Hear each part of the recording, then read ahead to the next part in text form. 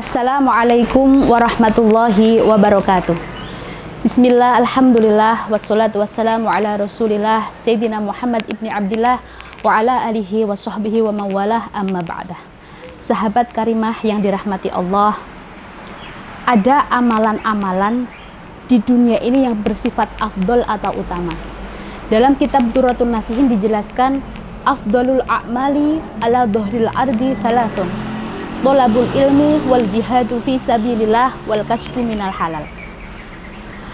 Amalan yang utama di atas muka bumi ini ada 3. Yang pertama adalah thalabul ilmi, menuntut ilmu. Apapun yang akan kita lakukan di dunia ini pastilah harus ada ilmunya. Kita mau bekerja, jadi petani, pedagang, guru, ada ilmunya. Apalagi dalam urusan ibadah, pasti harus ada ilmunya. Karena ibadah yang tidak didasari dengan ilmu, maka ibadahnya tidak akan diterima. Seperti kita mau sholat, kita harus ngerti tata caranya sholat, syarat rukunnya, hal-hal yang bisa membatalkan sholat itu apa. Begitu juga dengan ibadah-ibadah yang lain, seperti zakat, sholat, puasa, haji, dan seterusnya.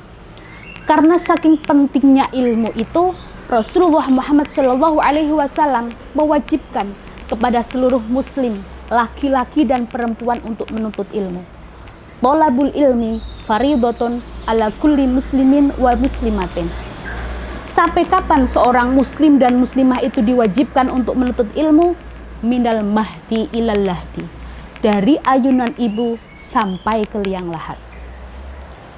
Orang yang berilmu itu akan diangkat derajatnya oleh Allah Subhanahu wa taala. Allah berfirman dalam Al-Qur'an, yarfa'illahu alladhina amanu minkum walladhina utul ilma darajat. Allah akan mengangkat derajat orang yang beriman dan orang yang berilmu dengan beberapa derajat.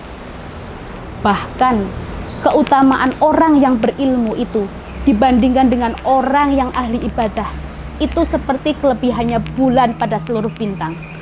Fadlul alimi alal abidi kafadlul qamari ala sairil kawakib. Saking pentingnya ilmu, agar kita bisa benar-benar menjadi orang yang akan diangkat derajatnya oleh Allah Subhanahu wa taala. Maka dalam mencari guru, mencari orang yang nanti akan mengajarkan kepada kita itu harus teliti dan jeli. Harus benar-benar diperhatikan. Jangan sampai guru yang akan mengajarkan kita itu sanad keilmuannya tidak sampai kepada Rasulullah Muhammad SAW.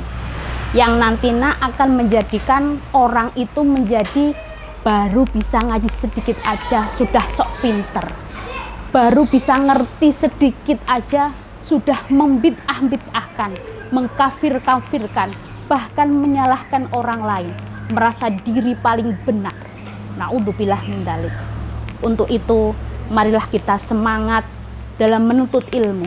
Ilmu yang kita belajari semoga menjadi ilmu yang barokah, yang nantinya akan benar-benar menjadikan kita menjadi manusia yang punya akhlakul karimah, akhlak yang baik. Dan yang kedua, wal jihadu fi sabilillah, berjuang di jalan Allah. Kalau dulu zaman Rasulullah Muhammad SAW, perjuangannya itu adalah dengan berperang, mengangkat senjata. Tapi untuk zaman sekarang, kalau dulu kan musuhnya nyata, melawan kafir Quraisy, orang musyrik atau munafik. Tapi kalau di zaman seperti ini, zaman sekarang, musuhnya itu tidak kelihatan. Karena musuhnya adalah diri kita sendiri, hawa nafsu kita sendiri. Innan nafsala ammaratum bisu'i illa ma rahima rabbi. Nafsu itu mengajak kepada seseorang untuk berbuat kejahatan kecuali yang mendapatkan rahmat dari Allah. Untuk itu, marilah kita senantiasa memohon kepada Allah agar diberi petunjuk dan hidayah untuk senantiasa bisa menahan hawa nafsu dari diri kita sendiri. Karena nafsu itu adalah seperti anak kecil yang menyusu kepada ibunya.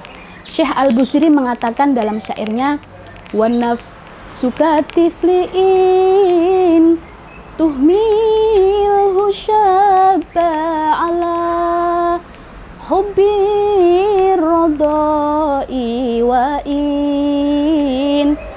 Tuftimhu yang Fatimi. Nafsu itu seperti anak kecil yang menyusu kepada ibunya. Dia akan lebih senang untuk menyusu kalau tidak jegah atau disapih. Dan yang ketiga, wal kasbu minal halal, mencari rizki yang halal. Kita tahu akhir-akhir ini banyak sekali orang menghalalkan segala cara demi untuk mencapai tujuannya. Terbukti dengan makin maraknya kasus-kasus kriminalitas seperti korupsi, penipuan, dan sebagainya.